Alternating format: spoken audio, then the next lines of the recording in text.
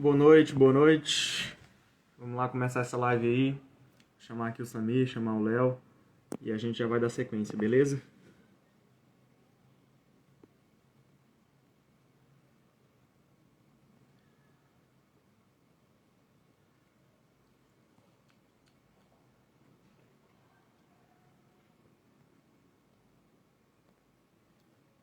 Boa noite para vocês.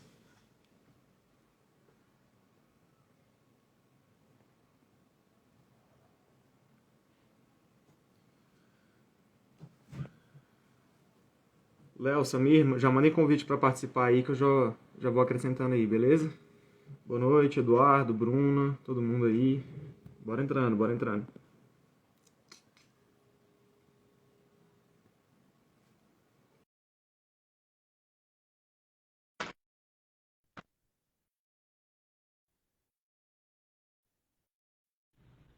Ó o cara aí. Fala E aí, aí, boa noite. beleza? Olha, dando me escutar de novo. Tô aí, o Samir mandou o convite aqui. Agora vai dar certo. Meu áudio tá tranquilo aí? Tá de boa, o meu também aí, né? Tá saindo, né? Beleza, tranquilo. Fala, E aí, galera. os caras aí, ó. Os caras aí reunidos novamente. Boa Oi, noite pra todo Samir. mundo aí.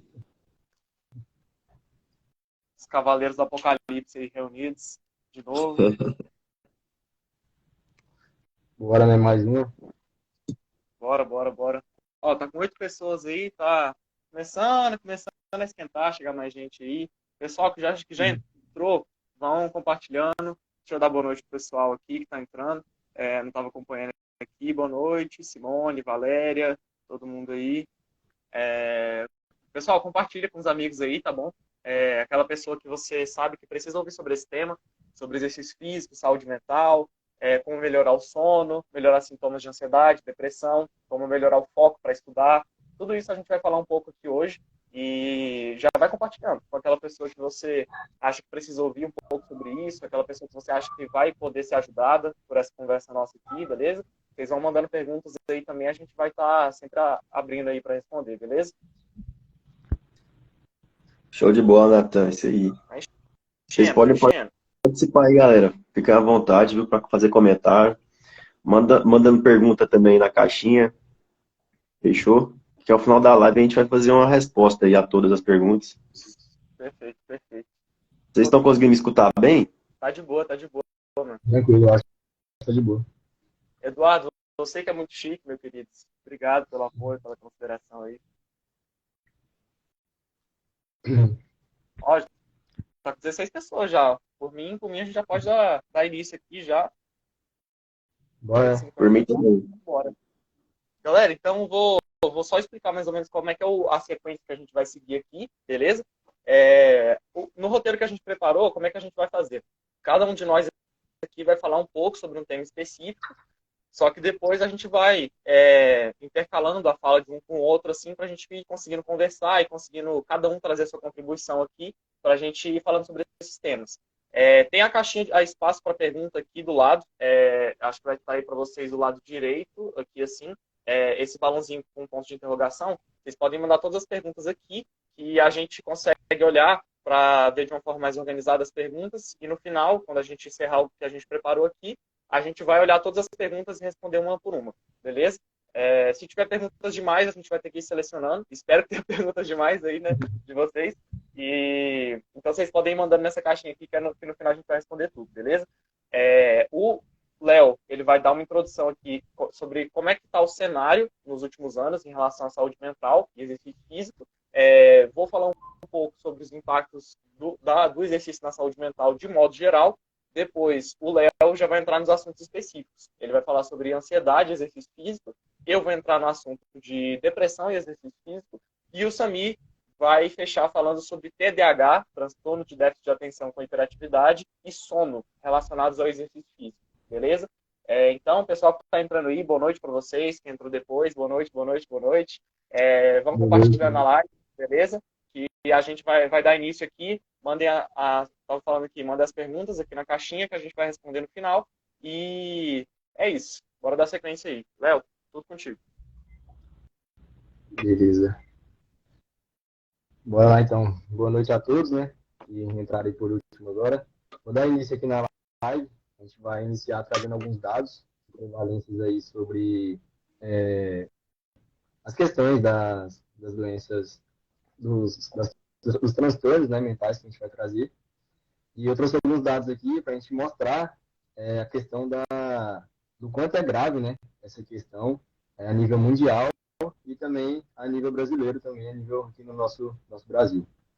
Então vamos lá. O primeiro dado que eu trouxe é que, segundo a OMS, né, que é a Organização Mundial da Saúde, o número de pessoas com depressão ultrapassa quase 350 milhões no mundo inteiro. Então a gente já vê que já tem um primeiro impacto aí, um dado bem alarmante, né? E estima-se que 7 a 12%, cerca de uma média de 10% aí da população adulta, tem transtornos mentais e precisa de algum tipo de tratamento aí. Então a gente vê que é bem significativo e às vezes é muito negligenciado também, né? Essa questão é pouco falado também, certo? Então a gente pode iniciar falando sobre isso e eu trouxe outro dado aqui também, bastante relevante, que cerca de 5% da população adulta atualmente sofre com um tipo de ansiedade mórbida também. Então a gente vê que, bem mais específico, né, ansiedade, 5% da população sofre pelo menos com algum tipo de transtorno, e entre elas a ansiedade, certo? Então, outro dado aqui também, de 2019, na mesma organização, eu trouxe que 18,6 milhões de brasileiros sofriam ansiedade antes da pandemia, né? 2019 a gente vê que é pré-pandêmico, né? Um período pré-pandêmico. Em 2020 iniciou a pandemia, que foi um período bem difícil para todos. Então a gente vê que antes da pandemia, que já foi um momento difícil, a gente já tinha dados bastante alarmantes, só que pouco tratados também, né? Então a pandemia chegou aí e acabou trazendo esses assuntos bastante frequentes, né, na mídia. Então foi começado a problematizar mais isso durante a pandemia. E o número representa cerca de quase 10% da população. Então a gente vê que quase 10% da população brasileira em 2019, antes da pandemia, já sofreu com isso. Outra questão também é que o Brasil, ele, em 2019, antes da pandemia, já liderava o ranking de países que mais possuíam indivíduos ansiosos.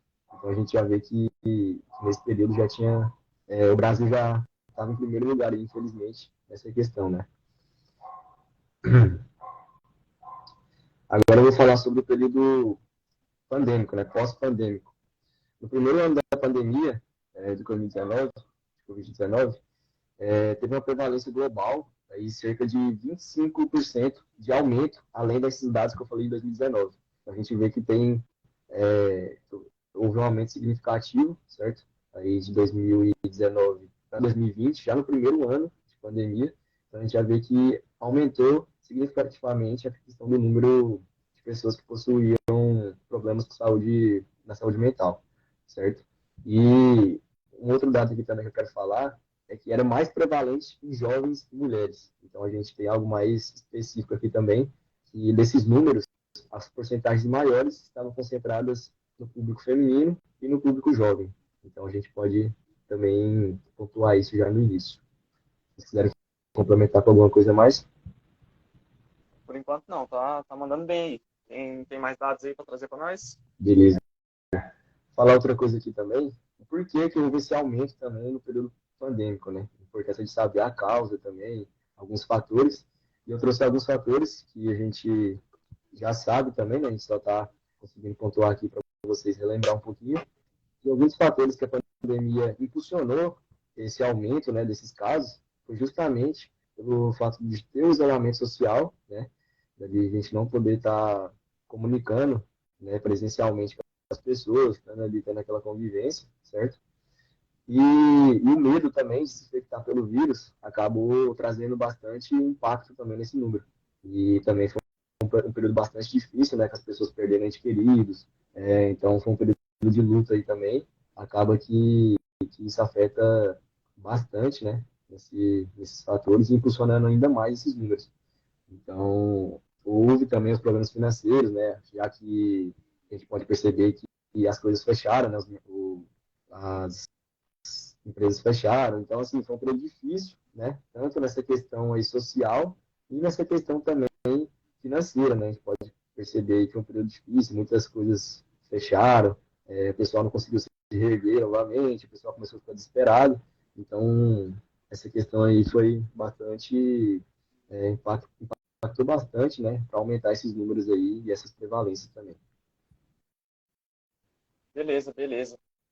Galera, então o Léo ele trouxe um panorama geral de como é que está o cenário em relação a isso nos últimos anos. A gente vê que realmente os números eles são preocupantes em relação a quando a gente vê o quanto isso aumenta nos últimos anos e o quanto isso aumentou com a pandemia.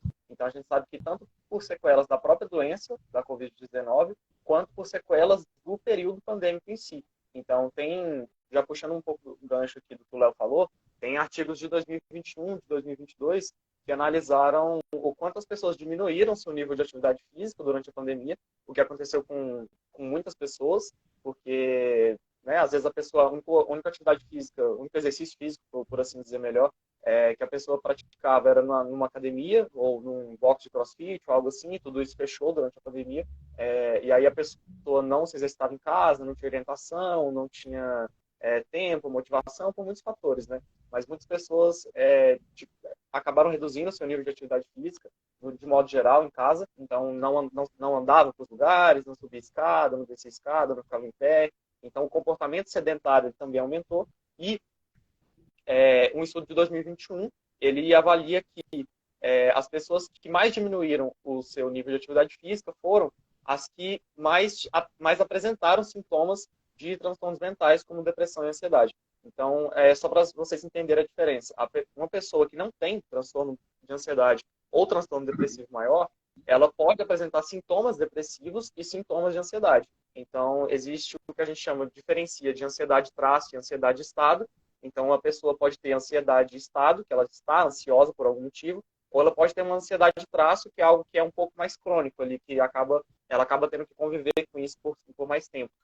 Da mesma forma, os sintomas depressivos. A pessoa pode ter um humor depressivo que perpetua por um certo tempo, e aí isso pode entrar em transtornos bipolares também, ou a pessoa pode ter um transtorno depressivo maior, que ele é unipolar, então a pessoa tem só o humor depressivo, ou a pessoa pode não ter nenhum transtorno, mas ela tem sintomas depressivos com uma certa recorrência.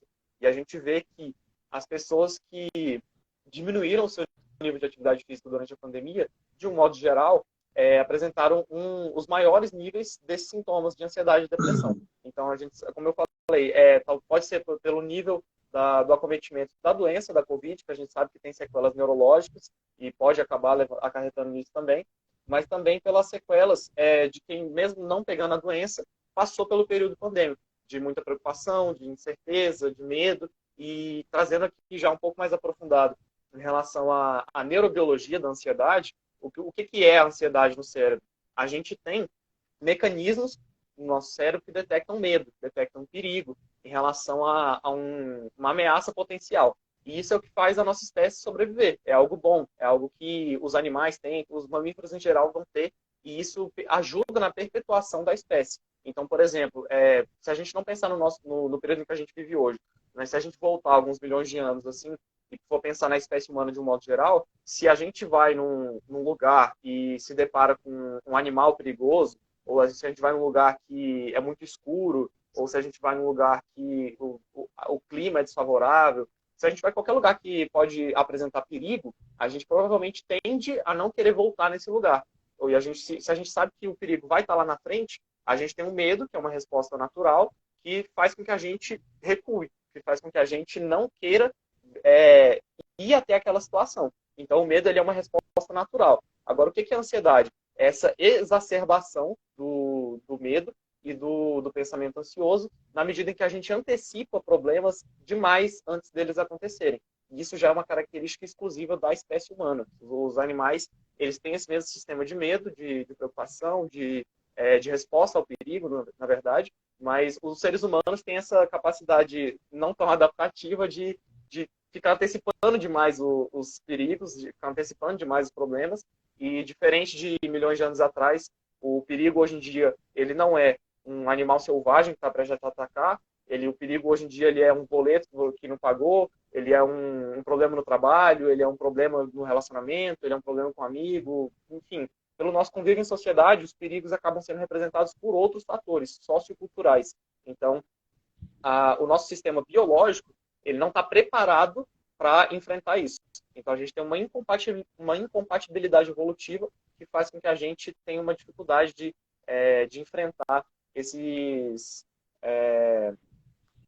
problemas que a gente tem atualmente, certo?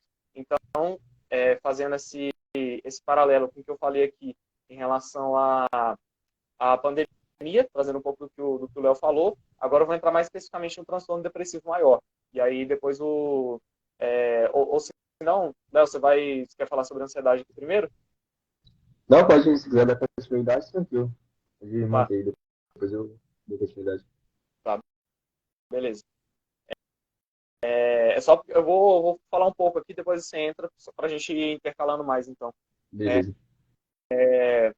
Galera, então é o seguinte, depressão, transtorno depressivo maior, eu acho que tem alguns psicólogos assistindo a gente aqui na live, então comenta aí se você for psicólogo, se você for estudante de psicologia, tá assistindo aí, para a gente saber se tem essa interação aí com os profissionais da saúde, principalmente, né, em relação ao tema dessa live, o pessoal da psicologia aí acaba sendo muito importante nessa discussão, né.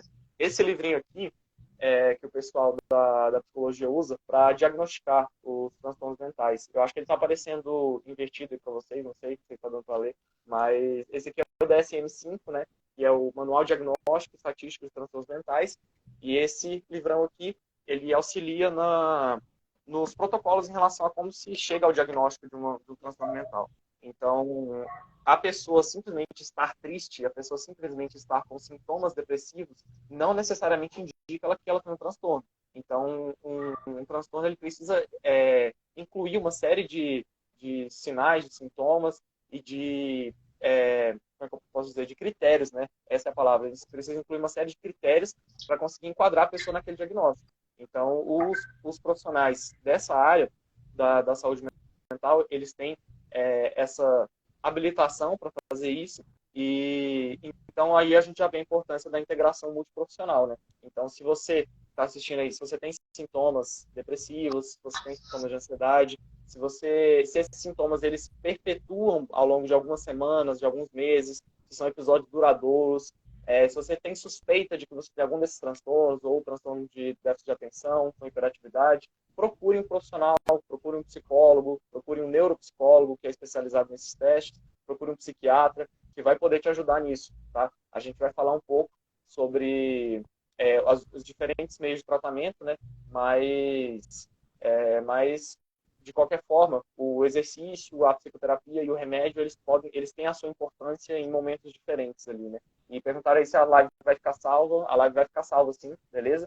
Ela vai ficar salva aqui no Instagram. Eu vou tentar fazer um negócio aqui depois para ver se consigo mandar ela para o YouTube também, que às vezes fica mais fácil de acessar. Aí, se eu conseguir, eu aviso vocês aqui depois no Story, beleza? Léo, pode ir falando sobre a parte da ansiedade, que eu já entro aqui na parte da depressão depois, beleza? Beleza. Então vamos lá. O Nathan já deu uma breve introdução aí, né, sobre a questão da ansiedade também, né, que ele mencionou. E a ansiedade, ela também faz parte, né, dessa questão aí desses problemas da questão relacionada à saúde mental, né? É um dos fatores ali. E ela é um problema mundial, né? Assim como a depressão que ele mencionou, a ansiedade também está muito presente, né, na população. E a gente pode dividir a ansiedade em duas categorias, que até o Nathan acabou de mencionar, que seria a ansiedade estado, que seria justamente aquela que seria de forma aguda, né, de você estar ansioso, né, a questão ali, às vezes, por uma situação, por um momento, alguma coisa que está acontecendo, e tem a ansiedade traço, que seria aquela ansiedade crônica, que seria a longo prazo, né, cronicamente. Então, a gente pode diferenciar essas duas categorias de ansiedade e para saber identificar também como é que o indivíduo está, né, questão do momento, se está passando por algum momento difícil, igual a Natan falou, sobre alguns fatores que levam o indivíduo a ter ansiedade, né? A gente pode mencionar a questão que eu te falar da pandemia, sobre questões financeiras, questões relacionadas à família, então são diversos fatores aí que podem acarretar ansiedade, certo? Vamos lá.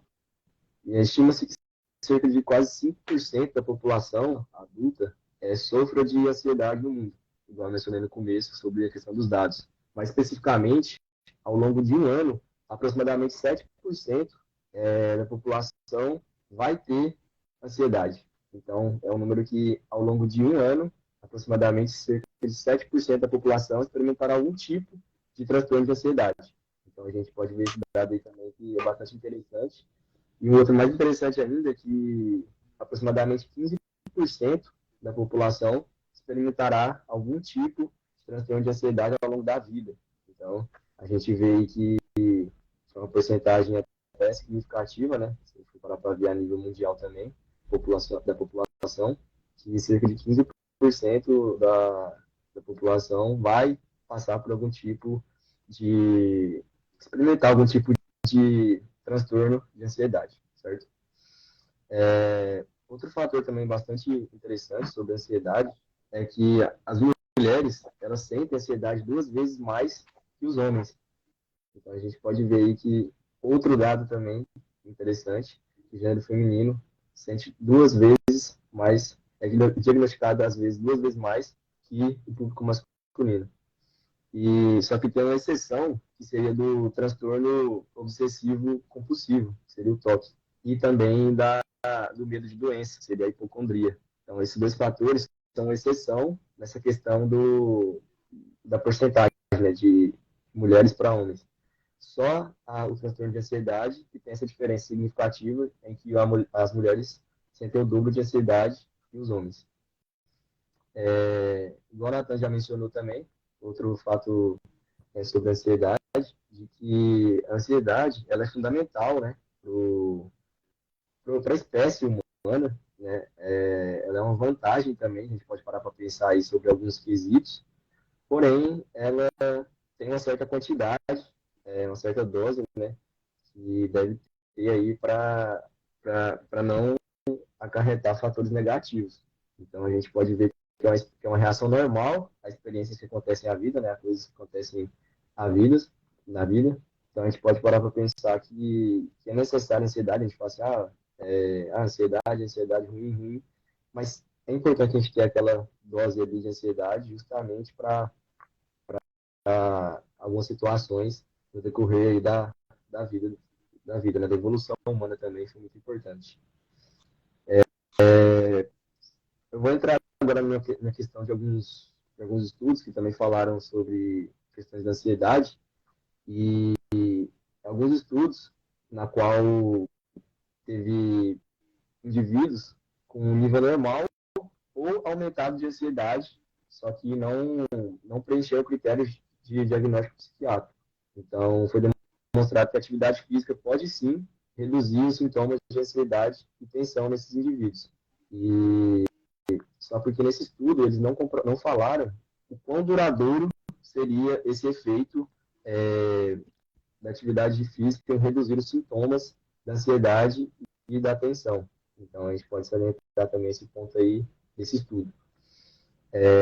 Outro fator também, outro estudo, na verdade, que teve, foi uma meta-análise, são um conjunto, né, são uma síntese de estudos de 2010, que correspondeu a 40 estudos, que mostrou que o treinamento físico, ele reduz os sintomas de ansiedade em pessoas com doenças crônicas, seria doenças cardiovasculares, fibromialgia, câncer, doença pulmonar obstrutiva, entre outras. Então, a gente pode ver também que, para esse público, é muito importante a prática do exercício físico, principalmente visando, às vezes, por passar situações difíceis, né? Principalmente, um exemplo é o câncer, né?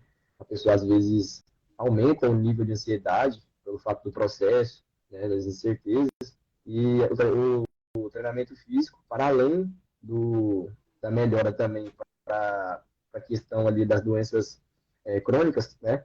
Também vai melhorar essa questão da ansiedade do indivíduo durante esse processo. Acredita-se também que a questão da ansiedade ela pode, ela pode ser, tipo assim, ela pode ser inibida por vários fatores, não só pelo exercício.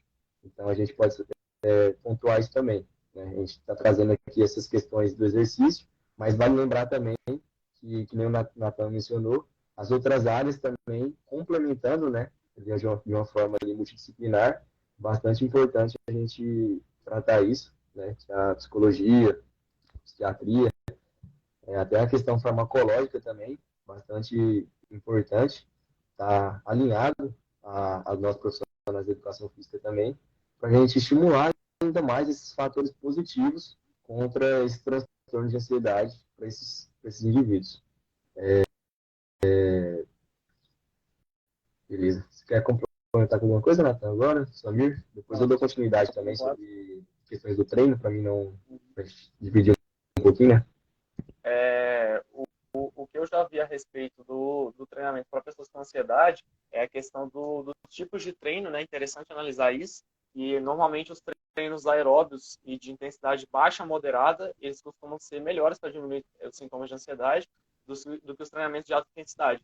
Então, assim, eu não vi exatamente qual que é o mecanismo fisiológico para isso, mas a minha hipótese é de que a gente sabe que a concentração de alguns hormônios e neurotransmissores, como cortisol, noradrenalina, adrenalina, GH, glucagon, aldosterona, angiotensinas, muitos hormônios assim, são dependentes da intensidade de exercício. Então, quando você tá, no aeróbio é mais fácil da gente controlar a intensidade, né? Então, se você está correndo na esteira, quanto maior a velocidade, maior a intensidade, basicamente. Então, se você está numa velocidade maior, você está numa intensidade maior, você vai aumentar esses hormônios do estresse, digamos assim, do estresse físico, entendam isso, não é estresse psicológico, mas estresse físico, né, de que o seu corpo está sendo submetido a um desafio ali na hora do treino, então ele tem que promover essas autorregulações e esses eixos de resposta ao estresse, o eixo HPA, que a gente fala, eixo hipotálamo pituitário adrenal, que é uma comunicação entre o hipotálamo lá no cérebro, a glândula pituitária e as glândulas suprarrenais, que vão culminar numa alta concentração de cortisol no sangue. E esse eixo ele já está hiperativado em pessoas com ansiedade. E às vezes, talvez, eu penso que é uma hipótese minha, no caso, né? Nunca vi nada comprovado, mas talvez por isso, às vezes as pessoas, o treino de alta intensidade ele pode ser bom fisicamente, mas às vezes o jeito que aquilo faz a pessoa se sentir pode não ser tão adaptativo, porque a pessoa está acostumada a sentir aquela sudorese, a frequência cardíaca aumentando, em outros momentos que ela tem uma memória desafetiva com aquilo. Então, acho que, para mim, é uma hipótese do porquê o treino de alta intensidade ele não é tão recomendado aí. E o treino aeróbio, geralmente, ele ajuda mais do que o resistido, na maioria dos artigos, só que, geralmente, combinar os dois é o mais benéfico, né, Léo?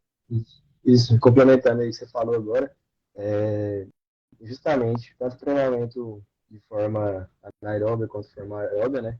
A gente pode ver aí que ambos combinados mostraram efeitos positivos. Então, complementando, né? O Nathan colocou aí também, teve um estudo aqui, Nathan, bastante interessante, que você acabou de falar aí sobre a frequência cardíaca elevada, né? O indivíduo às vezes fica assustado por às vezes, quando está ansioso, ficar com a frequência cardíaca elevada, a respiração também bastante ofegante. Então, às vezes, por o indivíduo já estar daquele jeito, ele já fica ansioso, já não sabe o que está acontecendo. Então, teve um estudo que mostrou que teve alguns pacientes, né, que eles andavam de ônibus, né, os ônibus ali, algumas das vezes estavam lotados, e por andar naqueles ônibus, eles acabam se sentindo ansiosos naquele momento, de estar ali, de estar, às vezes, num ambiente pequeno, ali, apertado, né, então, ali, naquele momento, eles sentiam falta de ar, sentiam a frequência cardíaca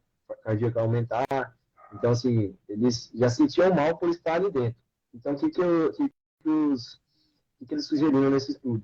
Sugeriram para os indivíduos começarem a correr em direção ao ônibus, quando o ônibus chegar. Então, por exemplo, ele às vezes para em um lugar mais longe, chega lá no ponto, às vezes já com a frequência cardíaca elevada e com a respiração já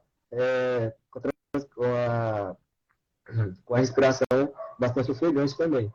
Então, o que eles notaram? Que quando eles chegaram lá, eles já viram que já estavam naquela situação e acabaram perdendo o medo de estar dentro do ônibus, entendeu? Por eles entenderem que o fato deles estarem dentro do ônibus não significa que vai elevar a frequência cardíaca deles, que eles vão ter falta de ar. Então eles viram que não é pelo fato de eles estarem dentro. Então acaba que eles viram que existem outros fatores que às vezes eles não estavam acostumados a frequência cardíaca deles aumentar. Então, esse experimento, né, mostrou isso, que às vezes essa questão da distração, deles perderem o foco daquilo ali, mostrou justamente o que eles estavam passando, né, que às vezes os indivíduos não são acostumados justamente com essa questão, certo? Só falar uma coisa aqui também, sobre a questão do treinamento, que o Nathan acabou de falar também, que confirmando, né, o que o Nathan falou, que os treinamentos de baixa intensidade e de moderada intensidade são os mais significativos, mais positivos para esse público. Só que eles devem ser tratados de forma progressiva, né? Tem que ser ali tratado de forma progressiva. Às vezes você começar com a intensidade um pouco mais baixa e aumentando progressivamente essa intensidade conforme vai passando as sessões de treino, certo? E outro fator importante de mencionar aqui é que, na maioria das vezes, esse público, geralmente eles estão beta-bloqueadores, né? E, na maioria das vezes, isso atrapalha avaliar a intensidade, às vezes, pela frequência cardíaca do indivíduo. Então, a gente tem que ter bastante atenção sobre isso, que não seria tão positivo a gente avaliar, né, como é que está a questão da intensidade do exercício, ou como está o indivíduo naquele momento, às vezes, pela frequência cardíaca dele. Então, por exemplo, se a gente vai aplicar um exercício com o indivíduo ali, é muito mais benéfico a gente trazer uma escala, que seria uma escala de Borg, de percepção, de autopercepção do indivíduo. Tem uma escala que ela traz justamente isso, como o indivíduo está se sentindo naquele momento, certo? Se ele está se sentindo tranquilo, se ele está se sentindo um pouco ofegante, se aquela situação foi mais difícil, se ele está muito exausto. Então, tem uma progressão nessa tabela. E justamente é mais interessante a gente avaliar como que o indivíduo está se sentindo no exercício por essa questão dessa escala, e não pela frequência cardíaca, na maioria das vezes, por conta dessa medicação desses indivíduos. Então, é bastante interessante sobre isso também. É interessante também citar que, igual eu estava falando aí, que a frequência cardíaca ela é muito volátil. Ela oscila muito facilmente. Então, o indivíduo dormiu mal, o indivíduo tomou café, enfim, comeu algum alimento ali estimulador, já vai alterar a frequência cardíaca. Então, às vezes, monitorar o treino da pessoa através da frequência cardíaca, e sendo ela ansiosa, tendo um transtorno de ansiedade, talvez não seja tão interessante. Então, seja mais interessante usar, por exemplo, essa tabela aí, essa escala que o Léo comentou, ou outra variável mecânica. Então, ou velocidade ali, enfim, e até então considerar também o estado de ansiedade ali do dia da pessoa. Às vezes a pessoa já chega para treinar, ela teve uma crise de ansiedade no dia, ela já está com essa alteração no dia. Talvez seja interessante, por exemplo, também fazer alguma estratégia ali de relaxamento antes dela entrar na sessão, antes dela fazer um exercício de moderada, alta intensidade, por exemplo. Enfim, então só queria complementar essa questão mesmo. Show. Deixa eu ver aqui se tem alguma pergunta. O pessoal tá mandando aí, mas galera, tentem de preferência mandar esse balãozinho que tá aqui do lado, tá? Porque aí, se vocês mandam nos comentários, aí vai subindo, a gente perde. Então manda nesse balãozinho aqui, que a pergunta fica fixa lá, e aí a gente consegue ver tudo no final, beleza? Muito, muito legal isso aí que vocês falaram, gente. Léo, eu não conhecia esse estudo aí do ônibus, muito, muito massa, mano. Muito, muito interessante mesmo essa questão aí. Imagino que seja tipo uma dessensibilização do paciente frente a essas respostas periféricas, né? Então, é como se fosse uma via de mão dupla, né, gente? Tipo assim, você tem cérebro para o corpo e corpo para o cérebro. Então, você está ansioso, aumenta a frequência cardíaca. Mas, às vezes, aumentar a sua frequência cardíaca pode te deixar ansioso, entendeu? Então, essa via de mão dupla aí, parece que foi o que eles analisaram nesse estudo. Muito legal isso aí.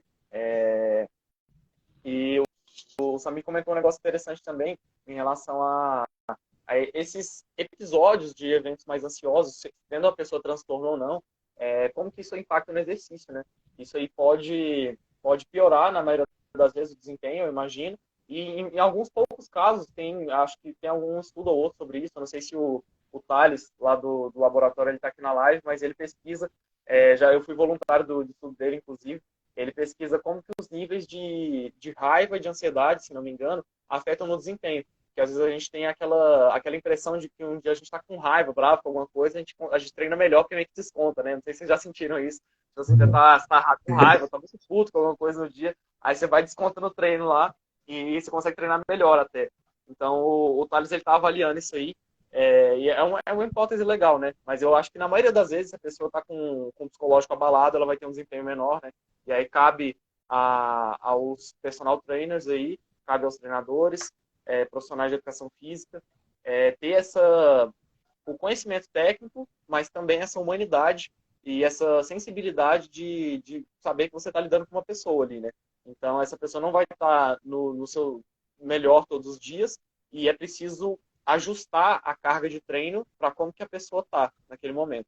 E, às vezes, eu não estou dizendo que é sempre ajustar para baixo, mas, por exemplo, já aconteceu com um aluno meu, é óbvio que eu não vou expor o nome dele aqui, mas ele passou por um evento que deixou ele muito chateado, muito triste, ele estava muito para baixo, chegou assim com a autoestima baixa na academia.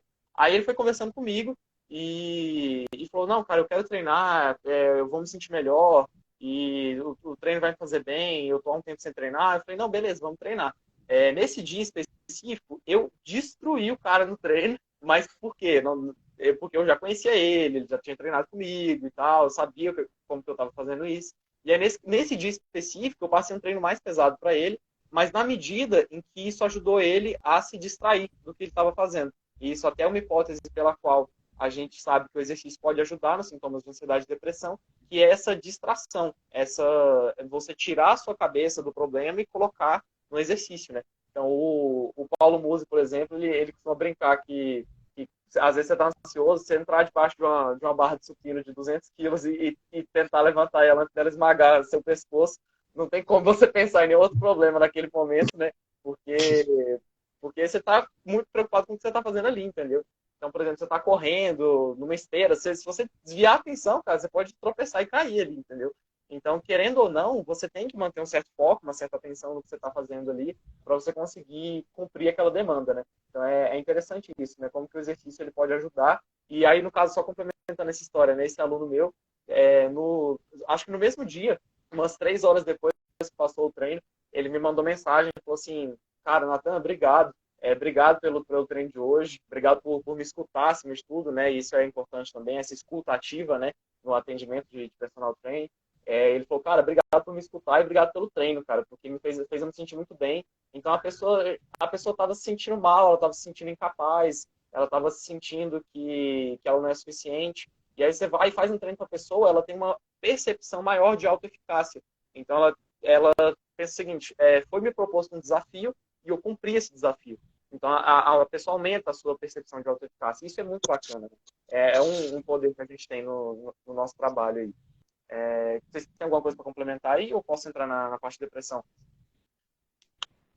Pode entrar aí. Eu só ia falar aqui que, por exemplo, essa questão que você falou vai muito de encontro também com a questão da recompensa, né? O ser humano, ele gosta da recompensa e aí vai liberar ali alguns hormônios relacionados a isso. Só isso. Então, fazer um desafio, algum tipo de exercício, seja por exemplo, também um esporte, por exemplo, basquete, você vai, arremessa e tal, acertou, a pessoa tem uma recompensa, já eleva também ali o nível dela de energia, enfim, o estado de humor dela, né? Então tem esse aspecto aí também da recompensa, do estado emocional. Com certeza, mano, muito legal. Galera, então entrando um pouco mais aqui agora na parte de exercício relacionado à depressão.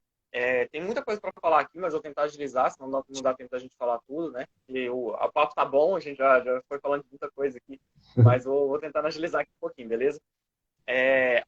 Eu vou pegar aqui vários estudos que falam sobre exercício e depressão.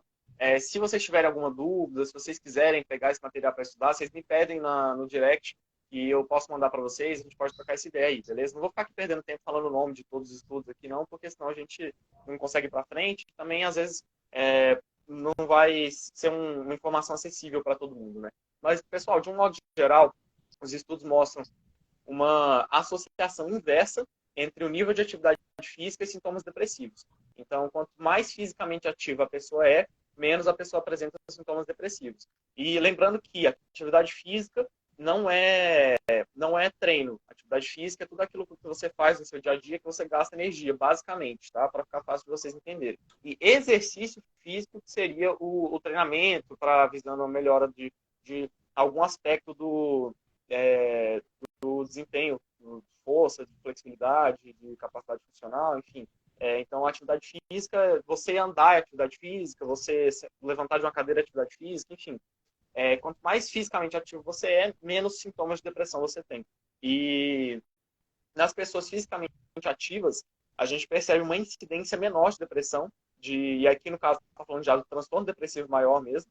Então, quando você analisa uma população, você vê que as pessoas fisicamente ativas têm um menor percentual de pessoas com transtorno depressivo ali dentro, do que quando você pega uma população de pessoas menos fisicamente ativas, tem um comportamento um pouco mais sedentário, elas têm um percentual maior de pessoas que apresentam esse transtorno depressivo, tá? Então, a gente sabe que existe essa correlação inversa aí entre quanto você é fisicamente ativo e os sintomas de depressão. E aí, nesse sentido, a gente vê que alguns estudos mostram também que o ser fisicamente ativo, ele também pode prevenir a depressão. Então, tanto prevenir quanto tratar a pessoa que já desenvolveu o transtorno. Existem algumas evidências de um efeito moderado, de um efeito positivo moderado nos sintomas de depressão em pessoas com um transtorno depressivo e sem o transtorno também, com um efeito clínico moderado a partir do exercício físico. E aí a gente vê que existem diferentes protocolos de exercício, resistido, aeróbio, e entendam, pessoal, quando a gente fala resistido, é um exercício que você faz contra a resistência. Então, se você está segurando um peso aqui assim, e você tem que levantar esse peso, você está movimentando o seu músculo contra uma resistência. Então, a musculação, o crossfit, o treinamento funcional, a calistenia, vários desses tipos de exercícios aí vão acabar entrando na classe dos exercícios resistidos. E os exercícios aeróbios seriam principalmente ciclismo, natação e corrida. São os três mais conhecidos. Triatlon, né, no caso, são os três mais conhecidos. Mas, às vezes, o aeróbio ele pode ser feito também numa aula de dança, num jogo de futebol, também são exercícios aeróbicos também, né? O Paulo falou que ele tá fazendo o cardio dele aí já, assistindo a live, tá com o cardio em dia aí já, daquele jeito. Então, pessoal, tem exercícios aqui muito legais que mostram exercício como realmente uma terapia, e agora falando das pessoas que já desenvolveram um transtorno depressivo maior. Então, aqui a gente não está falando mais de só sintomas depressivos. Então, assim, pegaram pessoas com depressão, e alguns estudos pegaram pessoas que já desenvolveram transtorno e compararam o efeito do exercício físico com um grupo que tomou medicamento para depressão. Então, e foram fazer a comparação e viram que não tinha diferença significativa. Os dois melhoraram e não tinha diferença entre eles. Então, o que isso significa? Até coloquei a frase aí para chamar um pouco a atenção de vocês para isso. O exercício físico ele pode ter um efeito tão impactante na melhora dos sintomas depressivos em pessoas com transtorno depressivo maior, quanto um medicamento. Então, isso é um achado incrível, porque o exercício não necessariamente precisava ser melhor que o medicamento, porque se o exercício for igual ao medicamento, você já tem ali duas ferramentas terapêuticas que podem te ajudar, só que não desabonando completamente o medicamento, porque ele muitas vezes é necessário, principalmente em casos mais graves, só que o exercício físico, ele praticamente não tem efeitos colaterais. Ele vai ter efeitos colaterais quando você, assim como o medicamento, né, se você erra na dose, se você toma na hora errada. Então, exercício, quando a gente fala que exercício é remédio, vocês podem fazer esse paralelo aí, né?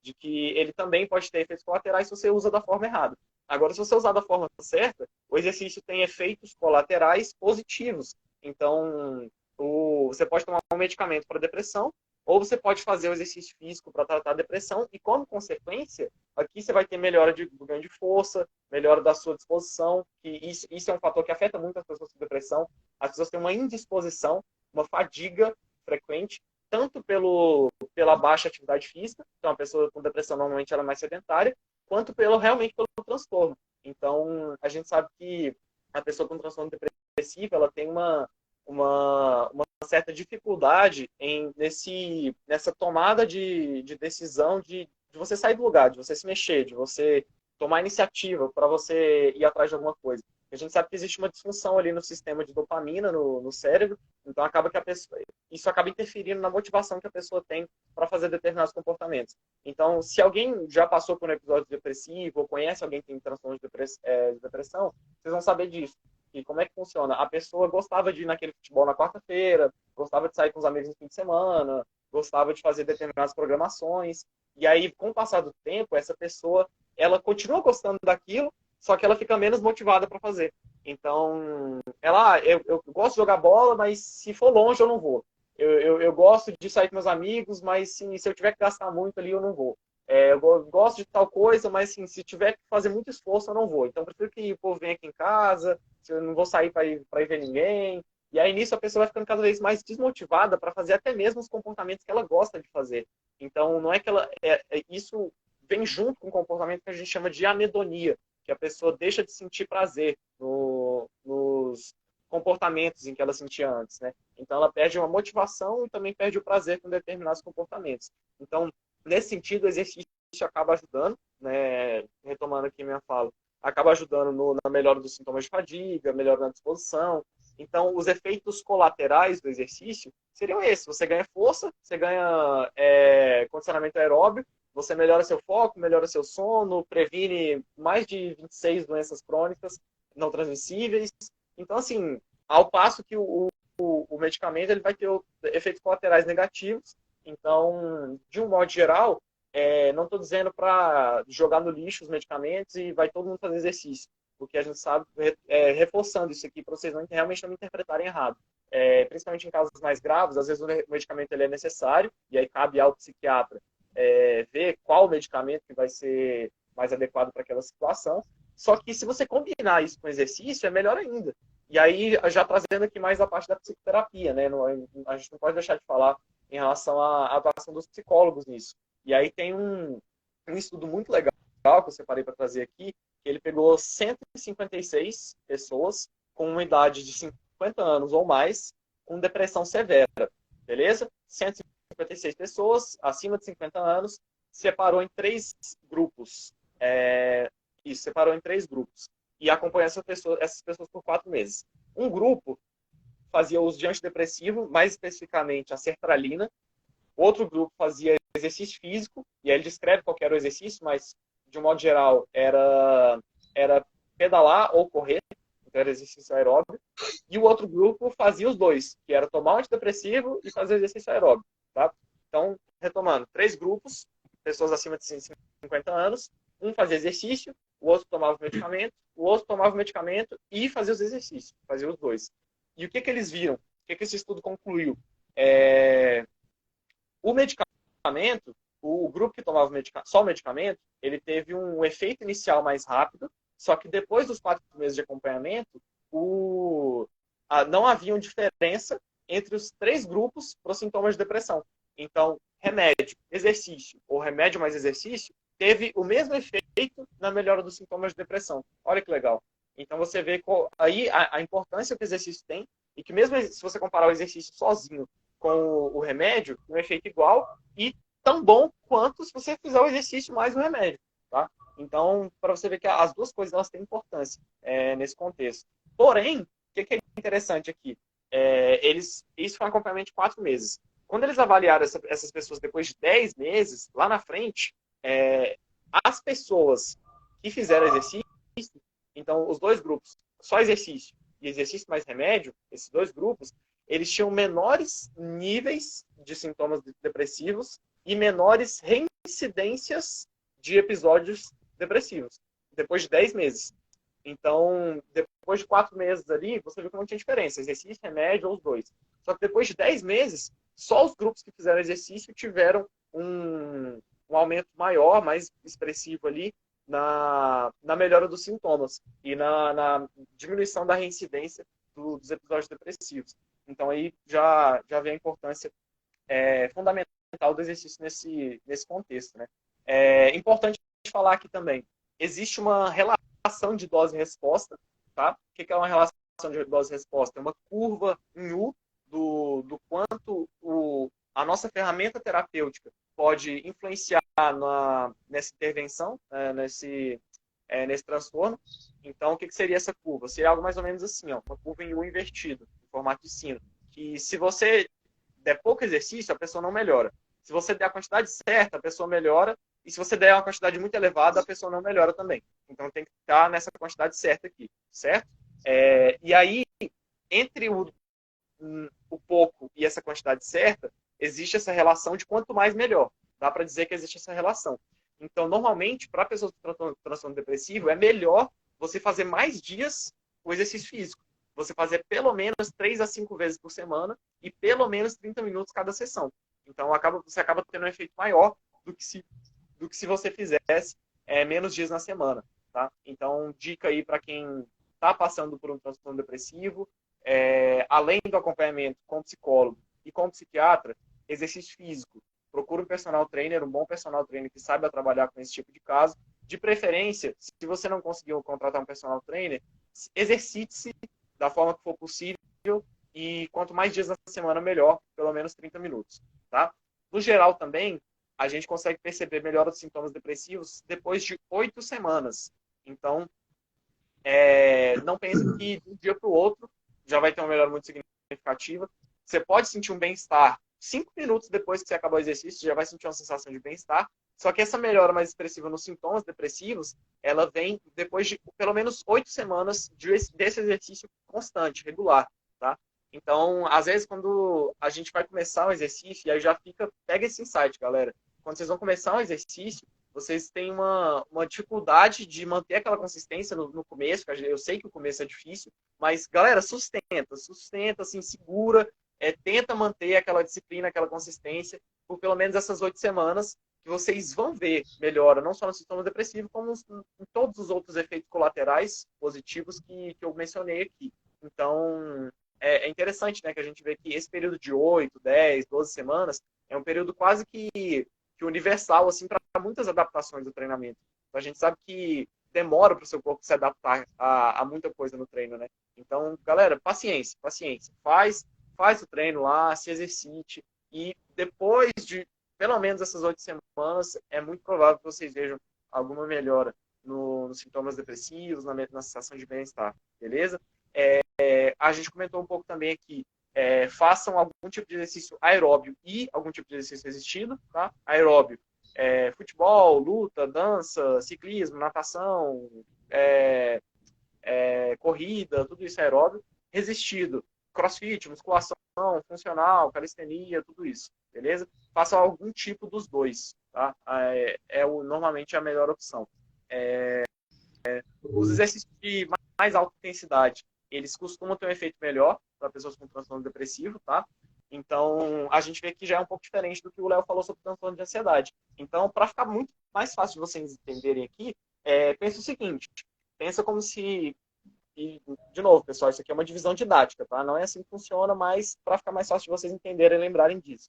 Pensa que a pessoa com ansiedade, isso aqui é uma pessoa normal, pensa que a pessoa com ansiedade, ela tá aqui, ela tá ligada no 220. E a pessoa com um transtorno depressivo, ela tá aqui, ela tá mais para baixo, ela tá mais desligada.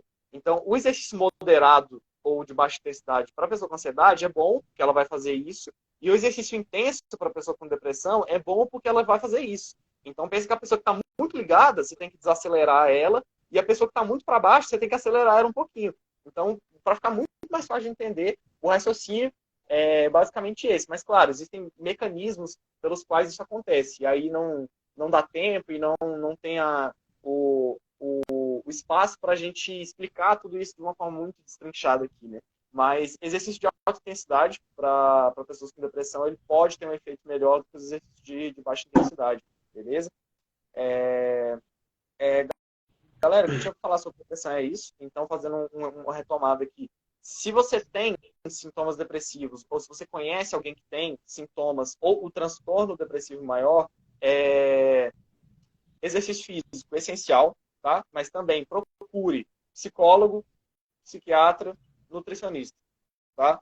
Os três vão ter uma influência grande. Por que nutricionista, que a gente não tinha mencionado aqui até então? Existe uma relação entre microbiota intestinal, que é as bactérias do seu intestino, com sintomas depressivos e com o desenvolvimento de depressão. Então, só trazendo um estudo aqui rapidinho, tem um estudo muito bacana, que ele fez transplante de microbiota de seres humanos para camundongos, se não me engano. E então, pessoal, só para vocês entenderem aqui, nas fezes dos seres humanos, acaba tendo presente ali alguma microbiota, uma parte das bactérias intestinais acabam saindo ali nas fezes dos seres humanos.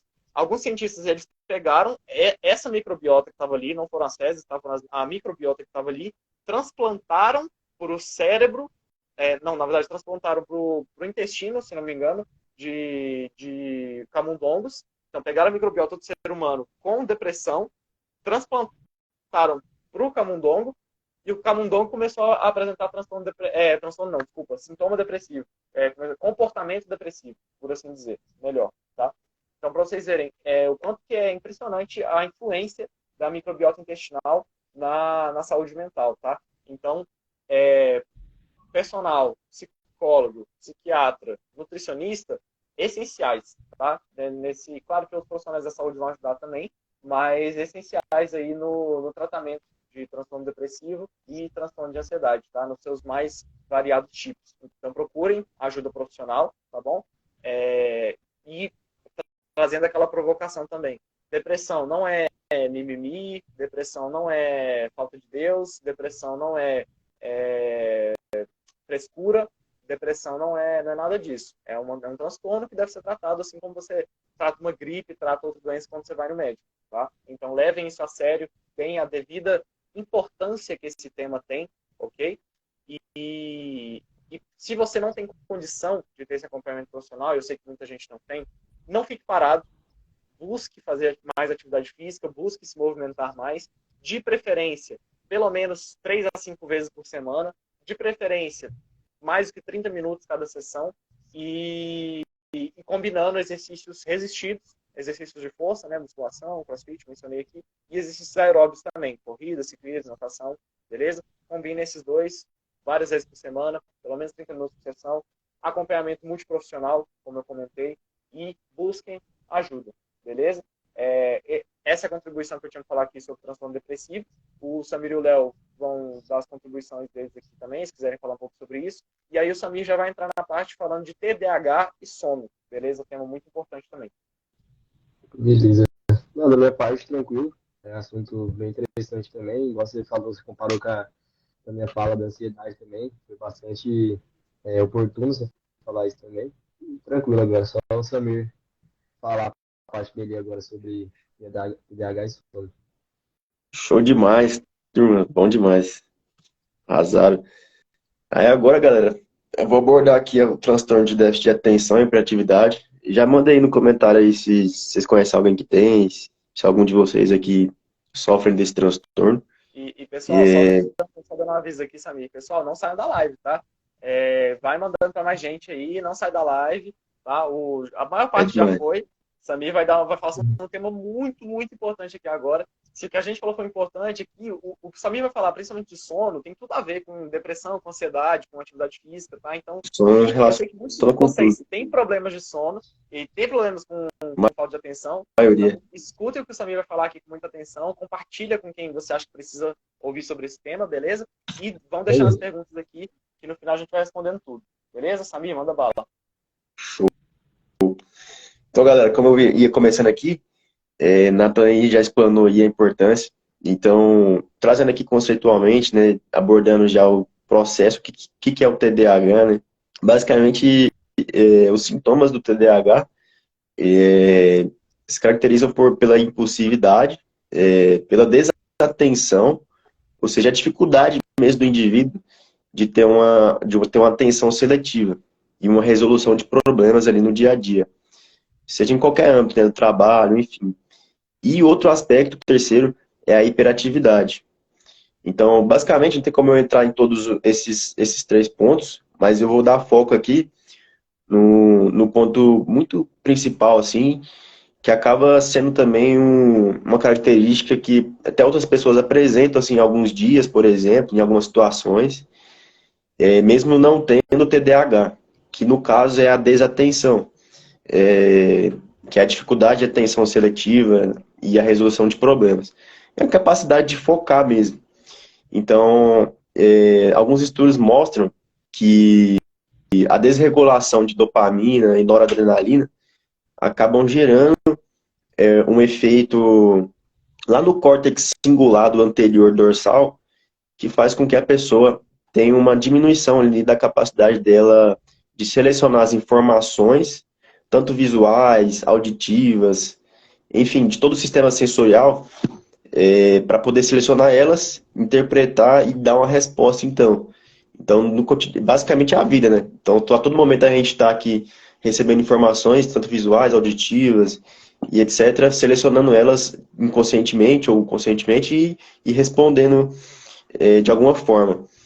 E aí esse indivíduo, então, ele vai ter uma ineficiência ou seja, ele vai ter uma pouca atenção aos detalhes, principalmente, uma dificuldade de escutar, muitas das vezes vai ter que escutar uma pessoa que fala com uma pessoa que tem transtorno de TDAH, principalmente uma criança, geralmente tem que repetir algumas vezes ali alguma informação, alguma coisa, para poder escutar e entender o que, por exemplo, a mãe ou o pai está falando ali no momento. E a perda de objetos também acontece muito com esses indivíduos, e o esquecimento. E aí, então, já entrando numa abordagem prática, eu vou trazer aqui uma questão, que é o seguinte: o TDAH ele pode ser testado aí nesse quesito da desatenção, considerando lá os 3 pilares, ele pode ser testado com o teste de Stroop. Não sei se vocês já ouviram falar, os meninos já ouviram, a gente até participou de algumas pesquisas lá na FFD, utilizando esse teste aí de Stroop, que é utilizado tanto em clínica, pelos profissionais que diagnosticam, né, os transtornos, e também em estudos, inclusive da educação física.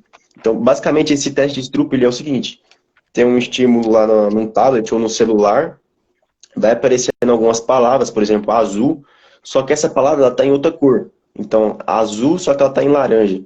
Então, basicamente, o indivíduo recebe informações e aí ele tem que selecionar e dar uma resposta ali para poder acertar, então, o que seria aquela cor da palavra e não o que está escrito.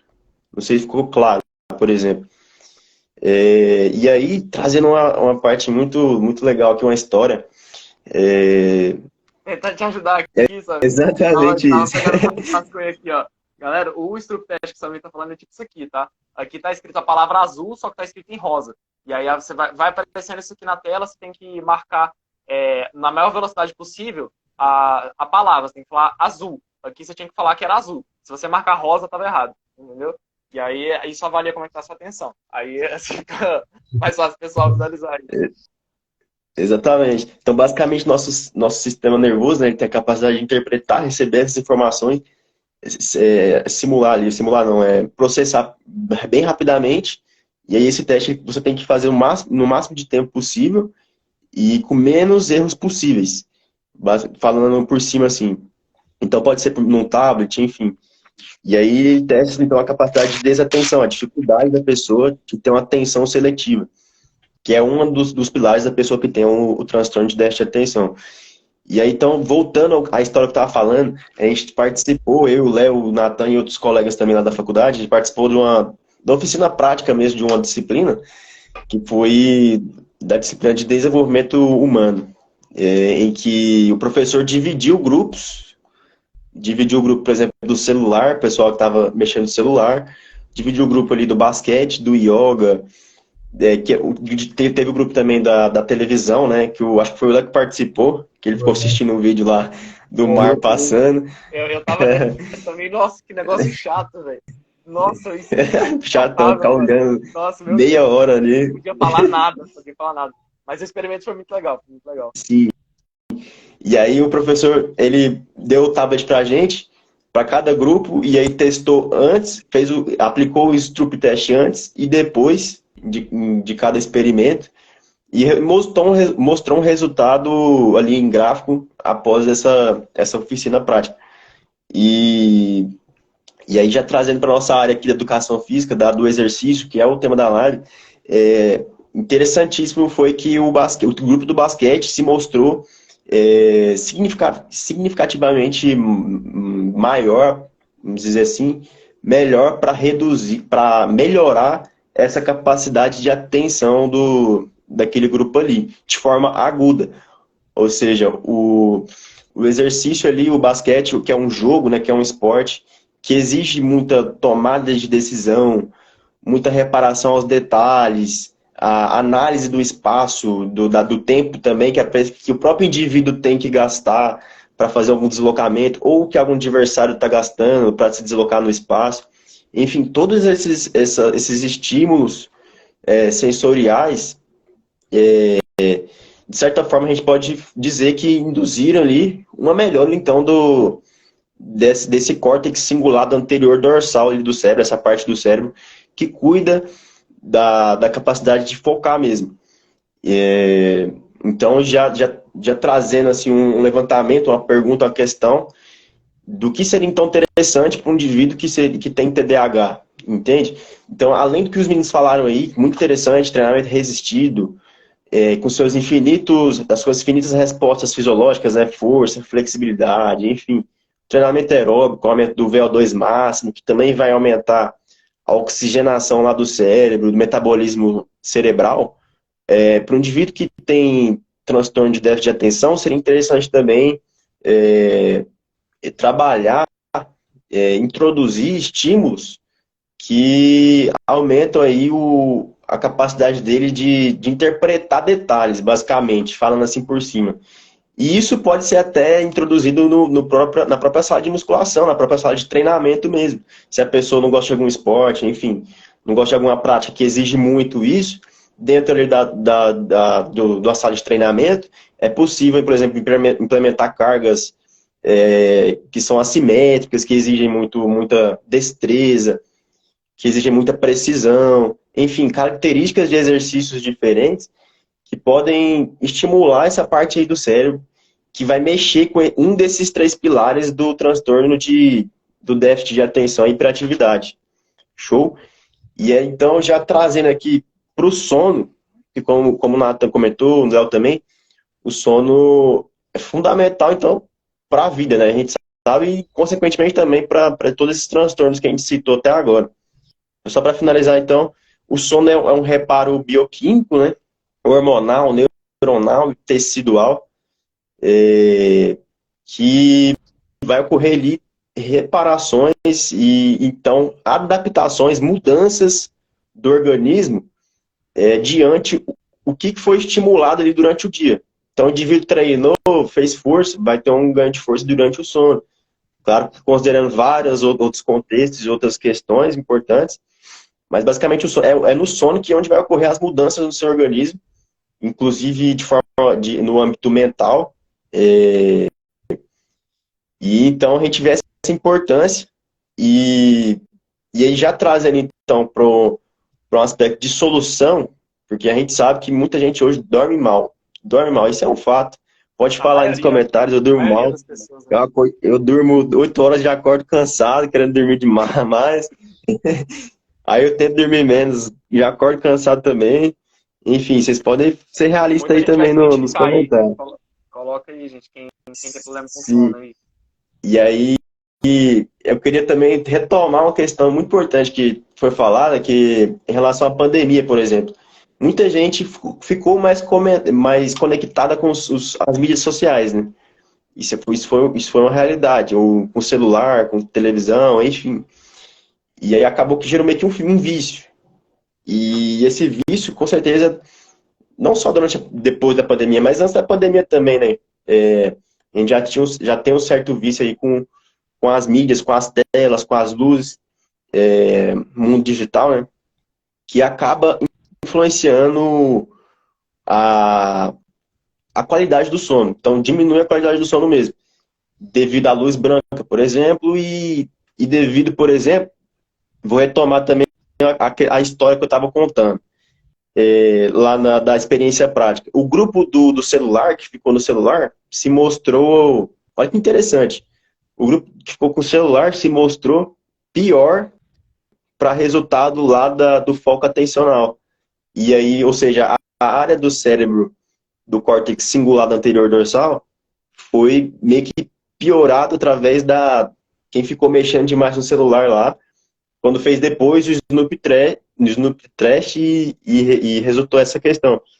Ou seja, você mexendo no celular antes de dormir, vai resultar então você ficar muito, muito disperso e não conseguir focar naquilo ali, a importância do momento. Então, ficar ali uma hora ali antes de deitar, já desconectando, às vezes coloca alguma música tranquilo, coloca uma frequência ali, bineural, por exemplo, para estimular já um relaxamento, faz uma meditação, uma respiração consciente, ajuda muito, muito, muito, muito. É uma dica já que eu dou aí, já anota essa dica. Já pode aplicar hoje a dica, né? Agora a gente já Daqui vai a pouco, aplicar né? essa dica Daqui a aí. pouco já vai aplicar. Exatamente. 10 horas já. E, e aí também é importante citar a água e a alimentação. Então, como eu já tinha falado, é importante a qualidade do sono, não só o tempo que você dorme. Então, a gente tem a literatura científica que é importante de 6 a 8 horas, tem literatura que fala que é mais que 7 horas por noite, depende do indivíduo também, né, claro. Mas a qualidade desse sono, não ter quebras, não ficar acordando de noite é muito importante. Então, deixar para tomar água no máximo uma hora e meia antes de deitar, porque aí você consegue ir no banheiro e não vai ficar com a bexiga estourando dormindo. Show? Então é isso, Galera, galera. Era só essas questões basicamente que eu ia abordar, resumidamente, diretamente. E aí, quem tiver dúvida, vamos ver as dúvidas agora aí da galera. enquanto vai olhando aí, vou só complementando aqui, galera, em relação ao que você me falou do TDAH e novamente, né, aqui a gente fala de desatenção tanto no transtorno de déficit de atenção, e que pode ser acompanhado ou não de hiperatividade, quanto em pessoas que não têm o transtorno, tá? E o exercício ele melhora o foco atencional em todas essas pessoas, e no TDAH é curioso que você me falou que existe essa disfunção em algumas áreas do cérebro, e no TDAH existe uma disfunção em mecanismos também dopaminérgicos, de transmissão de dopamina. E isso faz com que as pessoas com TDAH, normalmente, elas são mais propensas a serem impulsivas em relação a comportamentos de recompensa rápida.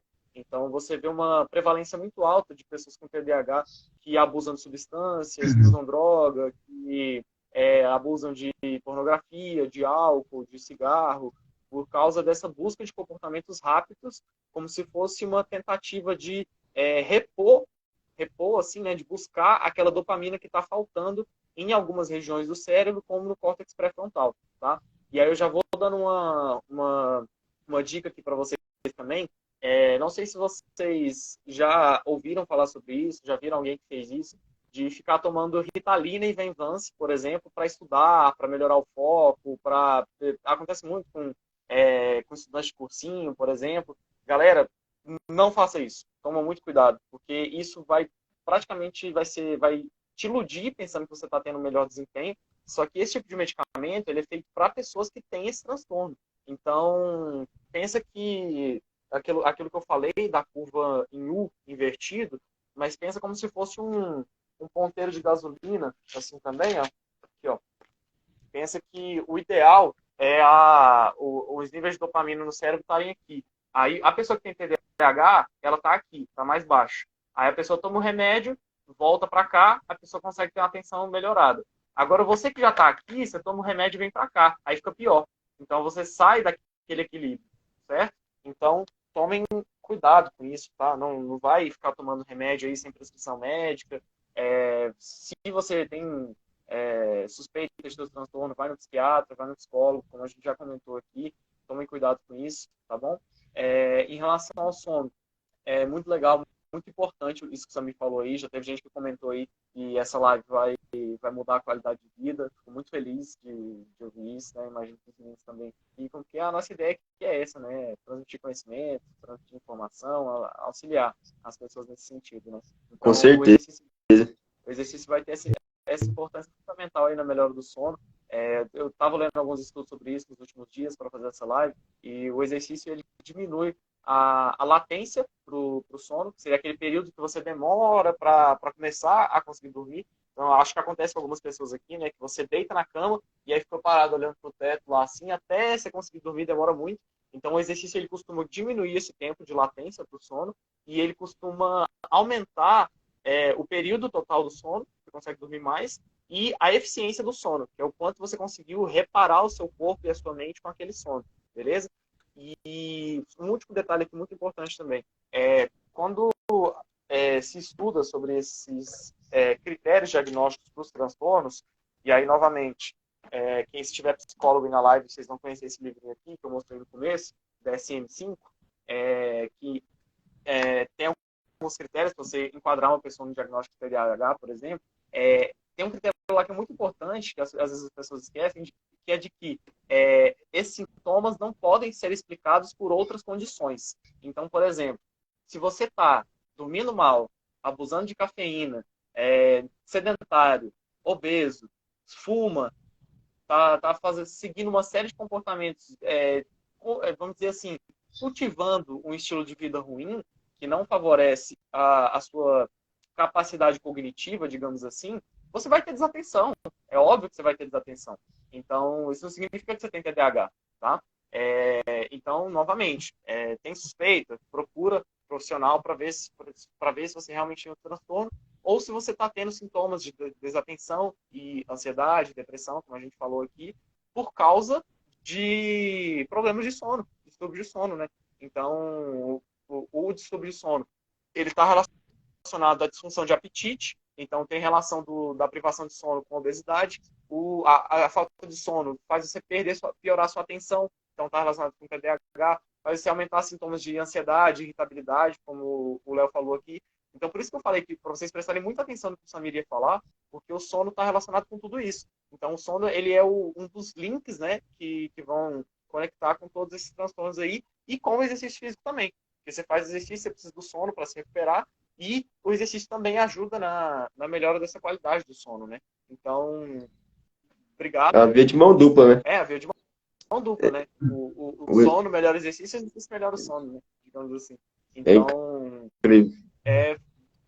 muito bacana mesmo. Pessoal, se vocês tiverem alguma dúvida agora, mandem aqui no balãozinho que está aqui do lado, tá? Aqui nessa caixinha aqui específica de pergunta. Se não conseguirem mandar aqui, pode mandar no comentário mesmo, que agora a gente já encerrou os tópicos, os temas principais, aí a gente consegue dar uma olhada aqui nas perguntas, beleza? Então podem ir mandando aí. A primeira que tem aqui, Samir, não sei se você está conseguindo ver aí, é sobre sono. Você quer responder essa aqui já? Deixa eu ver se eu consigo abrir aqui a caixinha. Eu falo aqui para você também. O Eduardo Neuer perguntou: o tempo de sono tem que ser direto? Não consigo dormir muito à noite, mas tenho uns tempos livres durante o dia que posso dar uma descansada. Você já até comentou um pouco disso na sua fala, né? Ele perguntou isso no começo da live, mas você já deu um spoiler aí, né? Uhum. Eduardo, é importante você ter todo o sono ali, toda a quantidade, né, de horas do sono, um momento só, porque a gente tem fases do sono. Então tem hora que você está mais profundo, tem hora que você está menos profundo, tem um sono REM, enfim. Então, sim, é importante ter a quantidade de horas no momento só e não durante o dia. E aí tem várias outras dicas também para você poder ter energia durante o dia e não precisar dormir à tarde, tirar aquele cochilo, por exemplo. Apesar de, por exemplo, ter alguns estudos que mostram que é importante ali 20 minutos depois do almoço tirar um cochilo, que ajuda na memorização e tal, mas é diferente de dormir 2, 3 horas da tarde, por exemplo. É diferente. Mas, por exemplo, você pode tentar praticar algum tipo de exercício, alguma prática corporal de manhã. Tenta encaixar, tenta tirar um tempo ali de manhã para você ativar seu corpo, já liberar ali algumas substâncias importantes para você ter mais disposição, ter mais metabolismo cerebral, enfim. Cara, água, fundamental, água também, hidratação, combustível cerebral é importantíssimo. Só de você estar desidratado, você já perde 15 a 20% da sua capacidade cognitiva, capacidade de pensar mesmo. E deixa eu ver se tem outro. Cuidar da sua microbiota também intestinal é muito importante. Então, assim, é importante você ir de encontrar outros aspectos também, nutricionais, enfim, para poder não precisar desse sono aí durante o dia e também, consequentemente, chegar ao final do dia com facilidade de deitar e descansar mesmo. Perfeito, perfeito. É, só complementando aí, né? Então, Eduardo, não sei se você está na live aqui ainda, senão você vai assistir gravado depois, que eu vou te mandar e você vai assistir isso aqui para você não ficar fracionando seu sono, tá, Eduardo? O que você me falou é importante, tá? O sono acontece em ciclos. Então, é para ficar fácil de entender também, ficar mais didático, pensa, não sei se vocês já jogaram algum tipo de jogo, de videogame, que você tem uma missão para cumprir e aí você vai progredindo, progredindo, progredindo. Se você perde, você tem que voltar tudo do zero. Pensa que os ciclos do sono é como se fosse isso. Então você vai dormir, você vai tendo todo um processo. Você tem um certo sono, vai tendo um sono mais profundo, volta. Você tem, se não me engano, em torno de 3 a 4 ciclos completos de sono durante uma noite, né? Que vai dar aquelas 7 horas, pelo menos, de sono que todo adulto precisa ter, né? Então você vai tendo essas diferentes fases do sono, né? Você vai acontecendo, acontece em ciclos. E aí isso acontece de uma forma contínua. Aí pensa que se você dorme 3 horas à noite e depois vai dormir mais 2 horas à tarde, mais 2 horas na outra tarde, pensa que você vai voltar do zero. Então você vai voltar do zero e vai quebrar esse ciclo. Então o ideal mesmo assim é que você consiga manter o sono à noite, bem regulado, e para você conseguir manter esses ciclos estáveis, tá? Pelo menos 7 horas de sono para adultos, né? Pelo menos 7 horas. Acima de 9 horas pode ser prejudicial, mas 7 horas parece ser o mínimo. Se você dormir 6 horas ou menos, em 5 dias dormindo assim, dormindo 6 horas por noite, você já tem prejuízo na sua atenção, como se você tivesse virado uma noite, tá? Tem estudo que mostra isso. Então, você dormir 6 horas por noite, ou seja, 1 hora a menos do que o recomendado, você faz isso por 5 dias, isso vai acumulando, e você tem um prejuízo na sua atenção, como se você tivesse virado uma noite inteira, passado uma noite inteira sem dormir. Então, percebam quanto que é importante isso, tá? Então, quem está com problema de sono, se expõe à luz natural de manhã, assim que você acordar, e a mesma coisa à noite, o contrário. Anoiteceu, diminui as luzes, principalmente luz branca, tá? Computador, celular, a lâmpada de casa, assim. Aqui a gente está com porrada de luz branca, né? Mas é porque é uma exceção nessa live aqui. Geralmente a minha casa à noite aqui parece uma caverna, então diminua a luz à noite, tá? Coisas que exigem muito da sua atenção, do seu foco, da sua capacidade de resolver problema, mexer com coisas de trabalho à noite, sabe? Então, assim, tem que deixar tudo de trabalho, de estudo, coisa assim, durante o dia e à noite vai desacelerando, vai desacelerando. A gente não foi feito para funcionar de noite, tá? Léo, se você quiser ir respondendo a outra pergunta que mandaram aqui, do Matheus, atletas de alto rendimento precisam de mais tempo de descanso para a recuperação muscular? Show. Cara, isso aí vai depender muito, né? Até do que o atleta pratica, como que é a questão dos treinos, né? A questão dos treinos, a questão da alimentação.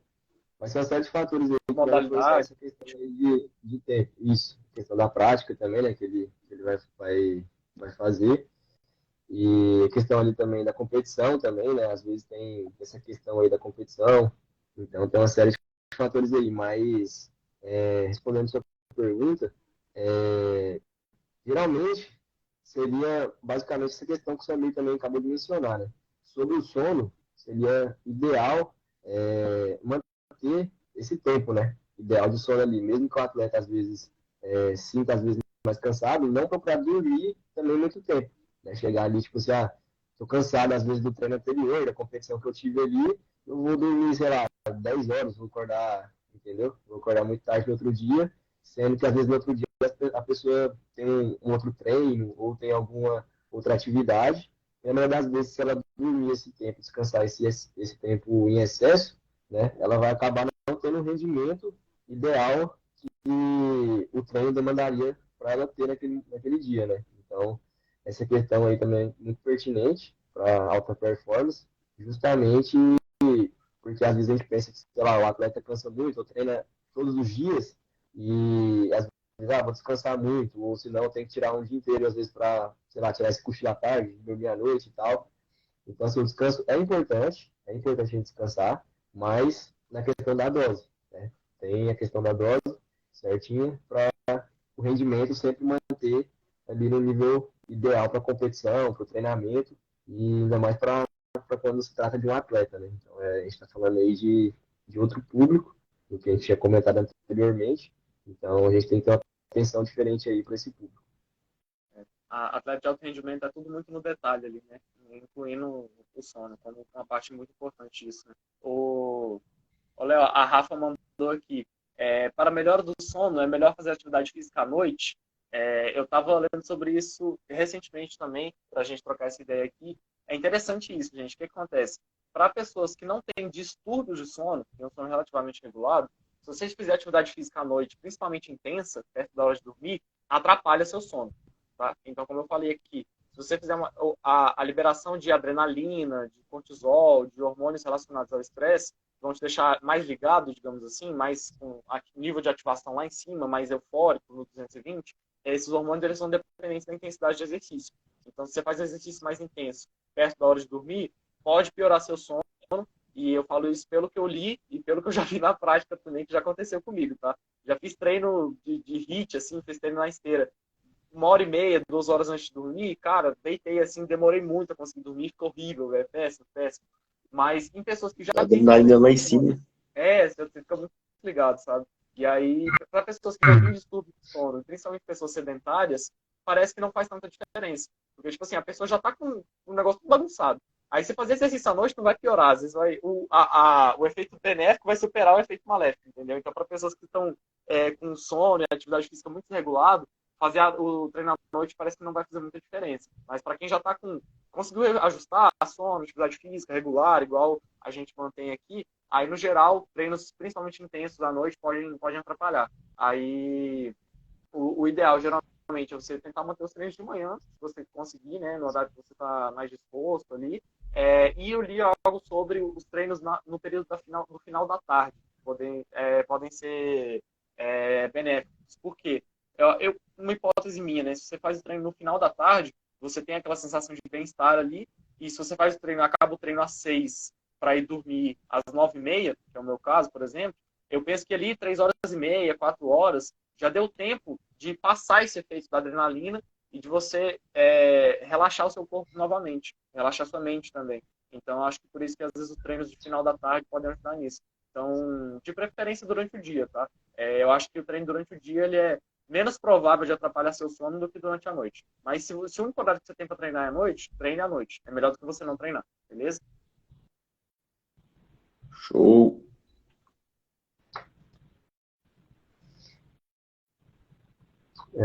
Tem uma pergunta aqui também, Nathan, da Adriana. Ela falou que sente muito sono de manhã e não consegue fazer exercício nesse horário. E que à noite, realmente, ela fala que também atrapalha justamente por não conseguir dormir, entendeu? Quando faz o treino, às vezes, perto da hora de dormir. Aqui que você pode falar aí também, o Samir também, se você quiser comentar. O que eu estava comentando aqui agora, né? Se o único horário que dá para treinar é à noite, é melhor treinar à noite do que não treinar. Isso aí com certeza, tá? Com certeza. Porque às vezes você treinar à noite pode dificultar com que você tenha um sono regulado, só que se você não treinar é muito pior, tá? Tanto para o sono quanto para muitas outras coisas. Então, mil vezes melhor treinar à noite do que não treinar, beleza? Estabelecido isso, é, é, demora a dormir. Aí tem algumas técnicas, né? O Samir comentou um pouco disso, ele pode falar um pouco mais disso também, em relação você treinou à noite e você treinou aqui, tem que dormir aqui. O que você pode fazer nesse meio termo para você relaxar e conseguir preparar o seu corpo e a sua mente para você dormir? Então, tem técnicas para isso. Meditação, principalmente meditação mindfulness, auxilia nisso. Tem estudo científico mostrando isso já. Além da meditação, existem fitoterápicos, tá? Algumas substâncias derivadas de plantas que costumam ajudar. Então, mulungu, valeriana, passiflora. Tem gente que usa melatonina e 5-HTP, mas não vou entrar muito nisso aqui nesse método, que a discussão é mais profunda. Mas existem alguns fitoterápicos que ajudam nisso também, chás, alguns Chá.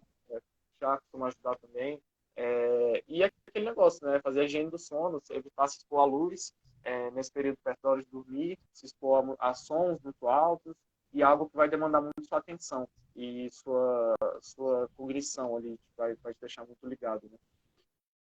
Tem pessoas também que relatam que a leitura também facilita ali a, a pega no sono, né? A pessoa entrar num estado mais de relaxamento. Eu, por exemplo, eu tenho essa facilidade. Quando eu tô lendo ali, eu já vou relaxando, minhas vistas vão ficando mais baixas e já vou me desligando. Mas eu não sei dizer qual que é a via fisiológica que resulta nisso. Talvez seja também uma estratégia, depende de cada pessoa. Mas eu gosto também de utilizar bastante a meditação junto com algum áudio, enfim, som de natureza, né?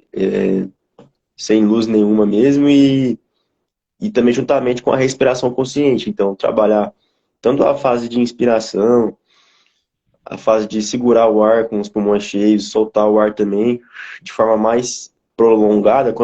Tem estudo, acho que tem um estudo que mostrou que quando você solta o ar de forma mais prolongada do que a fase de inspiração, você tende a ter um relaxamento maior. Então, estimula mais ainda, maior liberação de melatonina, etc. Perfeito. Por exemplo. O que mais tem aqui? Léo, a Carol colocou aqui em relação ao que você estava comentando no começo da ter uma prevalência maior de transtorno de ansiedade em mulheres, né? Ela perguntou aqui se isso tem a ver com fatores hormonais, as diferenças hormonais aí do sexo se influencia. Certo. Lá no estudo, né, que mostrou também essa questão da porcentagem, né, que eu mostrei que as mulheres eram relativamente o dobro, né, dos homens, eles não constataram essa questão dos fatores hormonais, né, não trouxe ali a fundo no estudo. Mas se quiser complementar também sobre essa questão de, de fatores hormonais também, sobre isso, mas no estudo em si, ele não trouxe para a gente assim, especificamente se isso é um fator preponderante para essa questão ser maiores em mulheres do que homens. Acaba que alguns estudos eles têm não sei se dá para dizer que é uma limitação, né? Mas ele avalia incidência ou prevalência, né? Então fala assim, ó, tem mais casos de transtorno de ansiedade em mulher do que em homem. Agora por quê? Aí tem que investigar para a gente buscar essas respostas, né? Aí Eu acho às vezes não é nem que, só que pode falar, mano. não, eu ia falar aqui justamente isso. Acho que às vezes seria um outro tipo de intervenção, né? Que seria interessante também de abordar mais exclusivamente, para descobrir o porquê disso também. Às vezes seria até interessante para até melhorar, né? E saber entender um pouco mais sobre isso, né? O porquê disso, para sanar pela raiz também, né? Até porque a gente pode ver que os números são altos e significativamente as mulheres são predominantemente mais acometidas, né? Pela questão da ansiedade. Então seria interessante também saber o porquê. A pergunta da Carol foi muito interessante. Uma coisa que eu penso também é que às vezes não necessariamente é só que a mulher tem a tendência a ser mais ansiosa, mas, por exemplo, você tem mais diagnósticos de transtorno de ansiedade em mulher do que em homem. Isso pode ser, e aí uma hipótese minha aqui, pode ser porque a mulher costuma ter um cuidado maior com a saúde. Então, assim, a mulher, se ela está sentindo que ela está desenvolvendo sintomas condizentes com algum transtorno, eu penso que, assim, no geral, é mais provável a mulher procurar ajuda profissional do que o homem, infelizmente. Isso Justamente. acontece. Então, às vezes, É por isso você verdade. pode ter mais diagnóstico, entendeu? Então, é difícil a gente dizer exatamente qual que é o mecanismo. Pode ser que exista um estudo sobre isso, mas que eu saiba, assim, também não tenho nada Um muito aprofundado para dizer a respeito disso, não. dos fatores pode ser isso mesmo que você falou, né? Essa questão, assim, às vezes o homem é muito desleixado, né? Na maioria das vezes, que essa questão, assim, até esteticamente, assim, tem homem que nem liga, né? Às vezes faz assim, brinca até que tem a barriguinha de chope e aquilo ali Tem tá, tipo assim, como história. se fosse, entendeu? Aham. Então, a mulher já preocupa. Quando ela já começa a ganhar, às vezes, uma gordurinha ali, outra aqui, né? Ela já começa a falar, não, tem que me cuidar e tal, já se olha no espelho ali e tal, fica preocupada. Essa questão do estresse ali aumenta.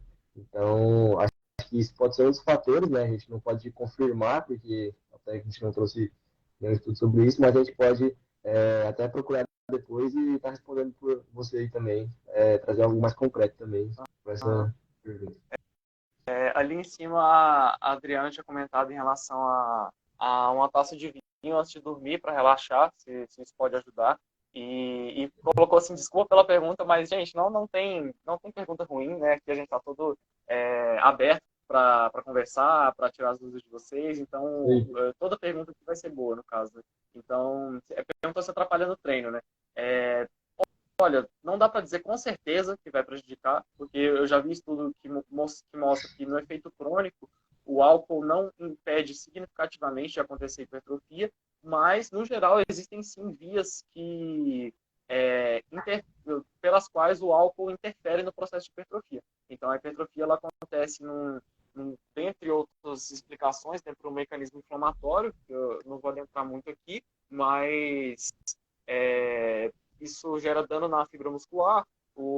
Esse dano ele vai liberar fosfolipídios de membrana. Esses fosfolipídios vão sofrer a ação de uma enzima chamada de fosfolipase D, que vai fazer esses fosfolipídios virarem ácido araquidônico, e esse ácido araquidônico vai sofrer a ação da enzima ciclooxigenase, vai formar prostaglandinas, essas prostaglandinas vão gerar inflamação, que vai culminar também no processo de hipertrofia. O álcool, ele interfere na ação dessa enzima chamada de fosfolipase D.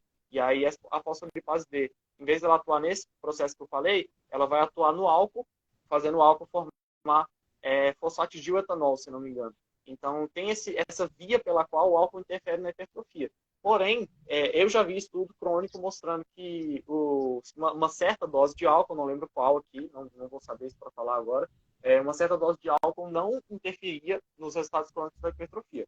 Porém, é preciso se atentar com isso, né? Não é sempre dose, né? E eu acho que todo dia pode não ser muito moderado, mas, claro, parar de tomar o vinho que a pessoa gosta, a gente nunca pode dizer isso, né? Até porque o mais ético que eu penso que a gente pode fazer é indicar acompanhamento com o nutricionista, né? O nutricionista, até isso ele consegue ajustar, porque o vinho, ele, por ser derivado da uva, né, tem substâncias até importantes ali, como resveratrol, por exemplo, que é um fitoquímico aí, com efeitos benéficos para a saúde. Então, até isso dá para encaixar na dieta na hora certa. Então, procurar um acompanhamento com o nutricionista é o mais adequado que a gente pode indicar aqui, né? O Samir, a Carol comentou aí sobre as técnicas que você falou de respiração. Respiração, né? Pois é, bom demais, Carol. Depois você compartilha com a gente lá no WhatsApp. Show. E até recordei aqui uma questão que você estava falando sobre que a mulher tem uma tendência a ter mais ansiedade. Eu não me recordo agora onde que eu tinha visto que a mulher, e até para ser óbvio mesmo, né? Que a mulher tem a tendência a ter mais atividades cotidianas para serem solucionadas em comparação ao homem. Então, assim, ela tende tipo, acatar mais responsabilidades no dia a dia. Isso pode acarretar, né? Uma hipótese. Pode acarretar uma ansiedade maior.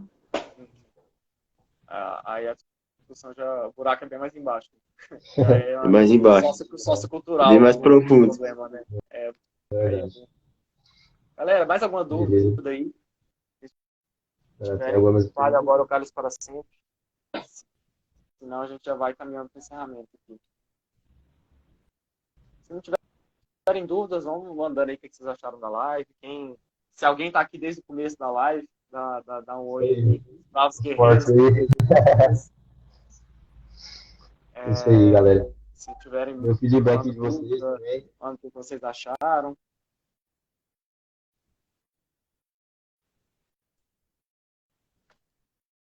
Pois é, Rafa. Obrigado pelo apoio aí. Vamos tentar fazer, né, galera? Vamos fazer com mais frequência. E a gente até pensou nos temas próximos, tá?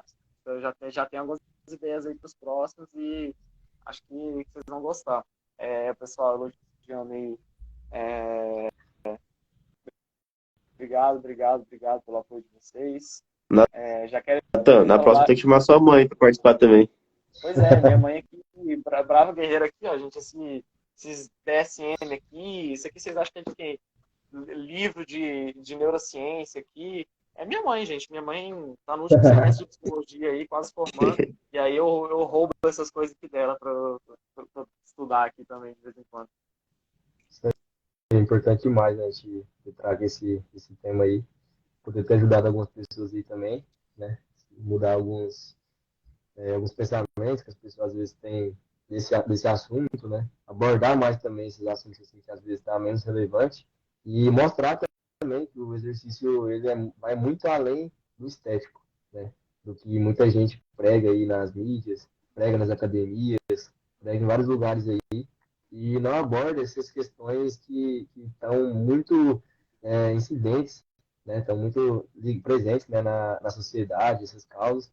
Então, a gente pode perceber aí que o pessoal quase não trata sobre isso, fala mais sobre estética, né, na grande parte, e deixa de lado esse público. E é muito importante, a gente sempre quer nosso propósito, né, aqui com essas lives, com essas explicações, essa interação com vocês, justamente é isso, de desconstruir, né, o exercício físico, construir a educação física em si, mostrar que ela realmente pode mudar a vida de várias pessoas em vários quesitos, né, tanto questões psicossociais, questões fisiológicas, né, questões da saúde em si, de uma forma bem global, a gente desconstruir isso, mostrar que a gente está presente na área da saúde, que a gente juntamente com várias outras disciplinas, né, como a medicina, como a nutrição, a psicologia, etc., a fisioterapia também. E esse trabalho interligado entre as disciplinas tem que ser muito mais presente, né? Tem que ser muito mais presente o trabalho desses profissionais e Tá não faltando, né? separado, né? E não Essa ficar integralização. isso, e não falar assim, o fulano é mais isso, o fulano é mais aquilo, e buscar ali alinhar, né, todas essas questões em prol de uma melhoria, né, ali, às vezes, dessas questões, e é isso que a gente está impondo aqui para vocês, trazendo para vocês, e com certeza, pelo feedback de vocês, a gente vai buscar trazer mais temas, acompanha também o Natan, acompanha o Samir aí nas redes sociais, a gente vai estar tentando postar aí também mais sobre esses assuntos para vocês, buscar também saber quais temas são mais relevantes para vocês, para trazer mais a realidade de vocês também, um diálogo mais limpo, mais tranquilo também, né, para que vocês entendam e tragam para a realidade de vocês, né, utilizem, joga para a prática, não fica aqui só no debate, né, entendeu? Então a gente quer que vocês façam isso, né, e pode contar com a gente vai tentar pegar mais firme nas lives aí, e logo, logo vai ter mais temas também. Se Deus quiser, quinta-feira que vem, a gente vai tentar fazer outra também. E a gente já vai estar trazendo tema para vocês também. Bora, bora. Bora, bora. Show de bola. É um prazer imenso, velho, dividir tela aqui com vocês e poder compartilhar, ajudar o pessoal mesmo aqui. E às vezes até muitas das pessoas que passaram por aqui sofrem, né, por algum desses transtornos aí citados. Então, assim, é uma satisfação imensa. Só quero agradecer aí todo mundo que estava presente também. Continua acompanhando a gente, segue a gente aí. Pode trocar uma ideia, manda uma mensagem. Se tiver alguma dúvida também, estamos aí. A gente não formou ainda, a gente está estagiando, mas estamos firme aí, estudando, buscando conhecimento, informação, relações e etc. Então é isso aí, galera. Tamo junto. Um abração também, Paulo, que é a mãe do Natan. Depois a gente tem que se conhecer aí. Pois é, pois é. Deixa eu convocar minha mãe aí pra bater um papo com nós depois. Mas, Isso galera, aí. obrigado. Foi uma honra estar com vocês aí, então. Obrigado a todo mundo que estava presente. Obrigado. Principalmente os fortes guerreiros aí que ficaram aí desde o começo da Pois live. é. Essa aqui foi um pouco mais longa, né? Mas o assunto foi bom, foi dando conversa aqui, então isso aí é legal, isso aí é bacana. E, em breve nós vamos fazer outro, talvez quinta que vem já tem, a gente divulga aí o tema, depois a gente vai dar um spoiler aí. Fica ligado aí nos stories. Fiquem ligados aí, sigam os meninos, tá? Sigam aí o Léo, o Samir, e a gente vai trocando essa ideia, como o Samir falou. Se vocês tiverem qualquer dúvida, manda no direct lá, que a gente está sempre disposto a conversar, beleza? Então, gente, abraço para vocês. Beijo, se querem falar mais alguma coisa aí também, tá? Fique à vontade. Muito obrigado, galera. Boa noite. E é isso. Até a próxima. Tamo junto. Valeu, pessoal. Valeu, valeu. Salva a live aí, Nathan. Vou salvar, vou salvar.